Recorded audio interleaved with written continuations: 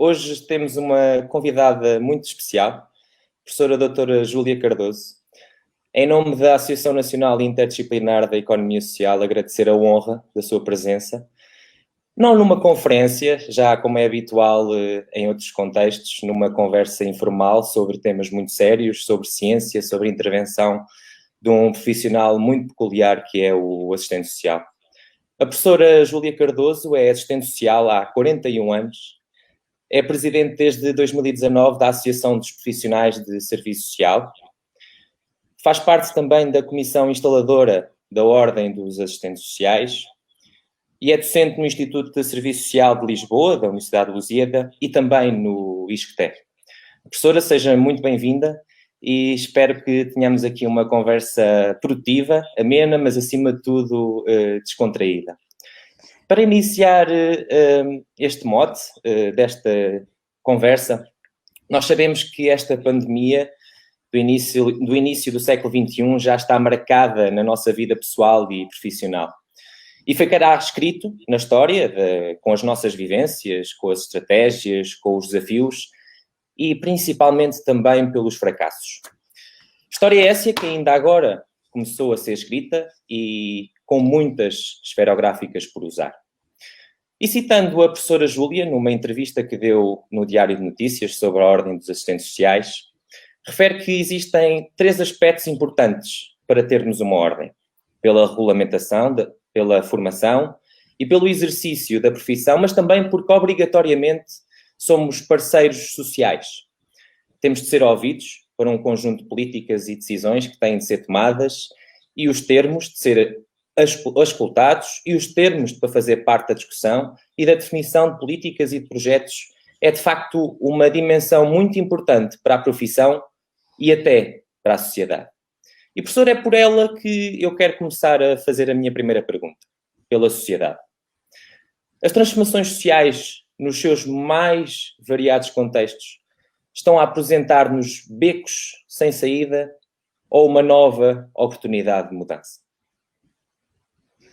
Olá, Diogo, eu vou tratá-lo assim, por Força. Diogo, e espero que me trate também por Júlia. Obrigada por este convite e boa noite a todos e a todas que nos estão a ouvir. Espero que não deem o tempo por perdido, num domingo à noite, que certamente ainda estão a pensar no sol que apanharam hoje durante o dia, talvez.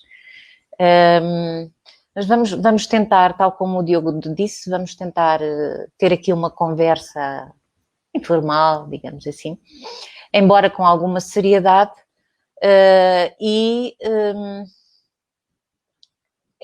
a primeira questão que me faz é uma questão muito complexa. Já estou a ver que a nossa conversa não vai ser assim tão fácil quanto isso. Vivemos um tempo estranho, mas eu diria que nós vivemos tempos estranhos já há muito tempo. Agora, esses tempos estranhos foram agravados com uma crise pandémica também, que pôs a nu alguns dos problemas que a sociedade já vinha tendo há muito tempo, portanto, vinham se agravando alguns dos problemas sociais, e neste momento eles são mais colocados, são mais postos a nu, digamos assim. Porque nós temos uma crise sanitária, digamos, acompanhada de uma crise económica e de uma crise social. Nós, enquanto assistentes sociais, estamos inseridos num meio em que a crise social é bem presente, mas nós também a interpretamos na sua relação com a parte da pandemia e com a parte económica. Eu diria que o sistema capitalista, que sempre criou desigualdades, o mundo sempre foi desigual, mas o sistema capitalista veio, no fundo, tornar as desigualdades ainda mais cruéis, mais presentes e mais geradoras de sofrimento às pessoas, Nós vemos que nesta altura de crise sanitária, também as desigualdades se fazem sentir de uma forma abrupta, diria eu. Nós sabemos que qualquer um de nós está sujeito a ser contagiado pelo vírus, mas também sabemos que há quem tenha melhores condições para estar confinado, para viver com um salário menor, no caso de estar em layoff, que há pessoas com melhores condições em termos de habitação para poder estar em quarentena. Portanto, é agora que nós sentimos ainda mais aquilo que é a perda de salários, aquilo que é o não ter rendimento absolutamente nenhum, porque nós temos muita gente a viver com empregos precários e com empregos informais. Conseguiam sobreviver de uma forma difícil, mas neste momento ainda mais difícil é. Claro que nós estamos aqui envolvidos, o nosso envolvimento é fundamental, mas nós não somos ninguém, enquanto profissionais, se não tivermos recursos.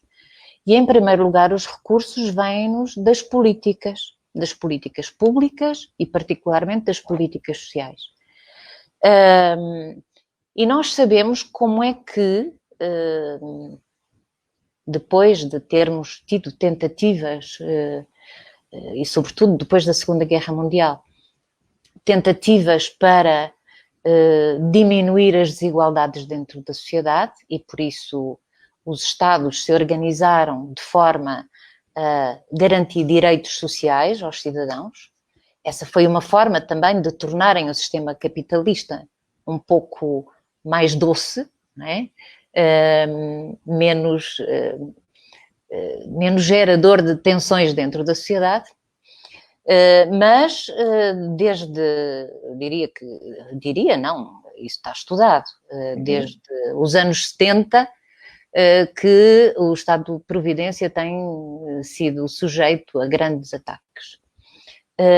Nós tivemos uma situação diferente em Portugal, mas, e sobretudo, a partir dos anos 90, do final dos anos 90, também começámos a sentir o mesmo que aconteceu noutros países, com a diminuição da intervenção do Estado no campo dos direitos sociais. E acontece que nós tivemos medidas muito importantes que vieram dar algumas garantias do ponto de vista social aos cidadãos, mas que sofreram também, e sobretudo já no final dos anos 90, no início deste século, sofreram ataques consideráveis com o crescimento da influência das ideias neoliberais, a que nós também, assistentes sociais, não fomos poupados. Não fomos poupados. Não fomos poupados do ponto de vista da intervenção profissional, porque os recursos de que passámos a dispor também se alteraram, mas não fomos poupados também ao nível da influência dessas ideias em nós próprios. E há uma parte da nossa classe profissional, como de outras, que não deixa de ser influenciada por essas ideias neoliberais. E eu diria que nesta fase, voltando de uma forma mais direta à sua questão, nesta fase de crise pandémica, que tem também associada a uma crise social, uma crise económica, nós estamos a ver como é que a influência dessa mudança que houve, sobretudo nos países mais desenvolvidos, onde o Estado de bem-estar social mais se desenvolveu, mesmo que o nosso nunca se tenha desenvolvido tanto como outros na Europa, ainda assim nós vemos como é que nós também estamos a sofrer devido àquilo que foi um retrocesso ao nível das políticas públicas. os recursos que nós temos são diferentes, exigem demasiado do indivíduo, demasiadas provas do mérito dos indivíduos e, lamentavelmente, nós profissionais muitas vezes agarramos-nos a isso, não é? À demonstração da prova, do mérito, do esforço que o indivíduo tem que fazer. Nesta fase, sobretudo, nós temos é que desenvolver o nosso olhar crítico e pensar que, certamente, se não tivéssemos sofrido o ataque que sofremos em termos de Serviço Nacional de Saúde, se calhar não estaríamos tão mal, apesar de até termos respondido bem a esta crise. E foram as ideias neoliberais que fizeram esse ataque ao Serviço Nacional de Saúde, não tínhamos dúvidas, não é? É o mercado aí a imperar como tudo. Mas até a própria forma como algumas das medidas que nós utilizamos, que são recursos para as pessoas que vivem em situação de carência económica, também podemos ver agora como é que elas podem também ter ajudado a que menos facilmente pudéssemos ter respostas que sejam respostas mais justas, que não sejam as respostas da caridadezinha, não é? Mas sim respostas que configurem direitos. E como é que a crise, por exemplo, que se viveu nas ERPs, nos lares, como é que ela também é o resultado daquilo que foi uma atenção pouco cuidada na área do envelhecimento, na área do acolhimento residencial das pessoas idosas, não é? Portanto, há uma série de elementos que nós, neste momento, temos que pensar neles, refletir sobre eles, e nós, enquanto profissionais das diferentes áreas que trabalhamos, portanto, nesses contextos, temos que desenvolver um olhar crítico sobre isso e procurar também contribuir para as respostas, para a melhoria da qualidade das respostas. É esse o nosso dever. Há pouco falou-me, inclusivamente, na própria ordem e no papel que a ordem pode ter.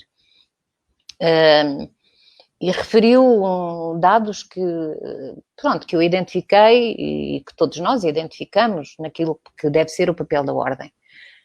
Na verdade, é assim, muitas vezes vamos nos apercebendo de que alguns assistentes sociais pensam que a ordem existe para defender questões de natureza laboral.